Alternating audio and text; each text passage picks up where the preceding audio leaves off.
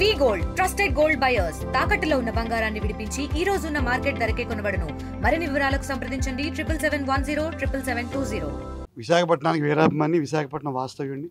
హైదరాబాద్ వెళ్ళి సినిమా రంగంలో ఒక రీజనబుల్ సక్సెస్ వచ్చిన తర్వాత మొట్టమొదటిసారిగా సోదరుడు కిషోర్ పిలిచి చిన్న సత్కారాన్ని ఏర్పాటు చేశారు. అది ఇప్పుడు నాకు కొత్తగా ఇవాళ అర్థమైంది ఏంటంటే 10,000 మంది వస్తే పెద్ద సత్కారం, 100 మంది వస్తే చిన్న సత్కారం కాదు. అభిమానం ఎంత మెండుగా ఉంటే అంత పెద్ద సత్కారం. ఇవాళ నాకు లక్షలాది మంది వస్తే ఎంత ఫీల్ వస్తుందో అంత అభిమానంతో ఇవాళ నాకు ఈరోజు ఈ సన్మానం చేశారు.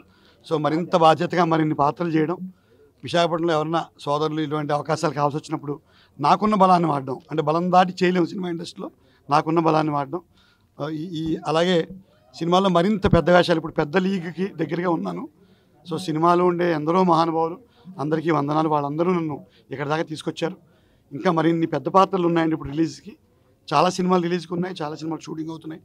అందరితో, చిరంజీవి గారితో, పవన్ కళ్యాణ్ గారితో, మహేష్ బాబు గారితో, విజయ్ దేవరకొండ గారితో, ప్రభాస్ గారితో, అఖిల్ గారితో, ఇలా ఒక పేరని కాదు, సుదీర్ఘంగా విశాఖలో సేవలు అందించినటువంటి మన సత్యసాయి శ్రీనివాస్ గారు డిఆర్డీఏ పీడీగా చేయటమే కాకుండా ఆయన ప్రభుత్వంలో ఎంతో మన్ననలు పొంది సర్వీస్లో ఉన్నప్పుడు కూడా ఒక్క బ్లాక్ స్పాట్ కూడా లేకుండా సుమారు 6 సంవత్సరాలు అయింది ఆయన సినిమా అరంగేట్రం చేసి 138 సినిమాలు చేశారనంటే మనందరికీ కూడా చాలా అదృష్టం.